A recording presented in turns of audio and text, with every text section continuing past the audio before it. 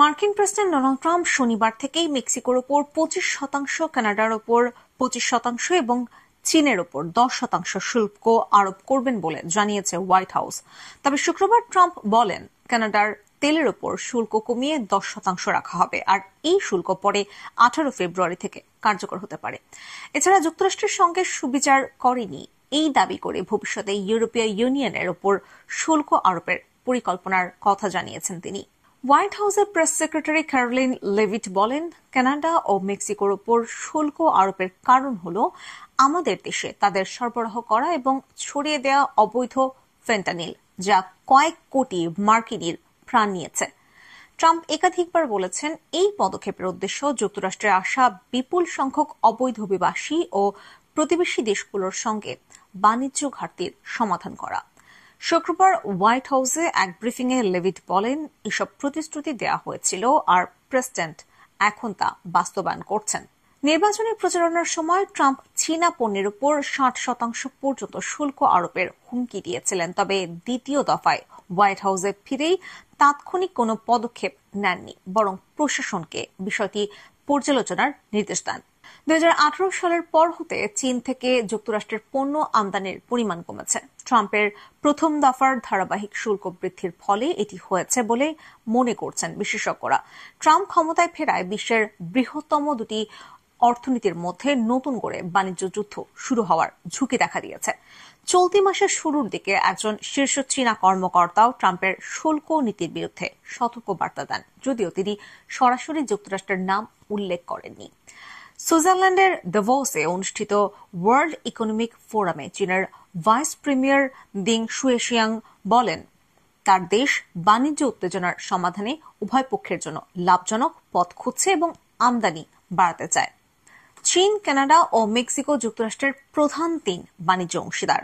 গত বছর মার্কিন বাজারের মোট আমদানির 40% যোগান দিয়েছে এই দেশ তিনটি। ফলে নতুন এই চড়া শুল্ক আরোপ বাণিজ্য যুদ্ধ শুরুর পাশাপাশি যুক্তরাষ্ট্রে পণ্যমূল্য বাড়িয়ে দিতে পারে বলে আশঙ্কা তৈরি হয়েছে।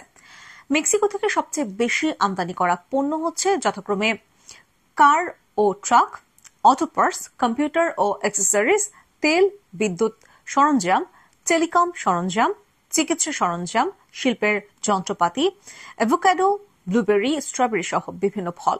কানাডা থেকে সবচেয়ে বেশি আমদানি করা পণ্য হচ্ছে যথাক্রমে তেল, পেট্রোলিয়াম পণ্য, কার ও ট্রাক, অটো পার্টস, অ্যালুমিনিয়াম ও বক্সাইড, ধাতব, প্রাকৃতিক গ্যাস এবং ব্রেড প্যাট্রিজ সহ অনেক বেকারি আইটেম। চীন থেকে সবচেয়ে বেশি আমদানি করা পণ্য হচ্ছে যথাক্রমে সেলফোন, কম্পিউটার, অ্যাক্সেসরিজ, ইলেকট্রিক ও শিল্পের সরঞ্জাম, খেলনা, গেমস ও স্পোর্টস পণ্য, অ্যাপ্লায়েন্স ও ফার্নিচার, পোশাক ও বস্ত্র, কার পার্টস ও টেলিযোগাযোগ সরঞ্জাম। কানাডার প্রধানমন্ত্রী জাস্টিন ট্রুডো শুক্রবার বলেছেন, আমরা এটা চাই না, তবে তিনি অর্থাৎ ট্রাম্প যদি এগিয়ে যান আমরাও জবাব দেব।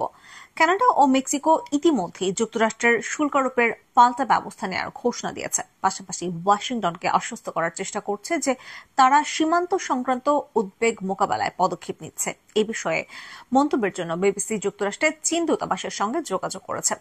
কানাডা ও মেক্সিকো থেকে আমদানি করা তেলের উপর শুল্ক বসানো হলে তা ট্রাম্পের জীবনযাত্রার ব্যয় কমানোর প্রতিশ্রুতিকে বাধাগ্রস্ত করতে পারে। শুল্ক মূলত আমদানি করা পণ্যের উপর বসানো কর। তাত্ত্বিকভাবে কর বসানো পণ্য কোনো দেশে আসা মানে এই পণ্যের দাম বেড়ে যাওয়ায় মানুষ সেটি কিনবে কম। এই কর আরোপের উদ্দেশ্য ক্রেতাদের দিয়ে দেশে উৎপাদিত সস্তা পণ্য কেনানো, যাতে দেশের অর্থনীতি বড় হয়।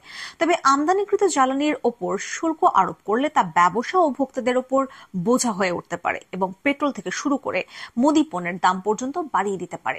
যুক্তরাষ্ট্রের পরিশোধনাগারে আনা 40% অপরিশোধিত তেলই আমদানি করা হয়। এই তেলের বেশিরভাগই আসে কানাডা থেকে। শুক্রবার ট্রাম্প স্বীকার করেন, কখনো কখনো শুল্কের বাড়তি খরচ ভোক্তাদের উপর চাপানো হয় এবং তার পরিকল্পনা স্বল্প মেয়াদে কিছুটা অস্থিরতা সৃষ্টি করতে পারে। কানাডা ও যুক্তরাজ্যের সাবেক কেন্দ্রীয় ব্যাংক প্রধান মার্ক কার্নি বিবিসিকে বলেন, এই শুল্ক অর্থনৈতিক প্রবৃদ্ধিকে নেতিবাচক প্রভাব ফেলতে পারে এবং মূল্যস্ফীতি বাড়িয়ে দিতে পারে। কানাডার লিবারেল পার্টির নেতৃত্ব ট্রুডোর জায়গা নেয়ার দৌড়ে থাকা কার্নি আবারও বলেন, এসব শুল্ক বিশ্বজুড়ে যুক্তরাষ্ট্রের সুনাম ক্ষুণ্ণ করবে।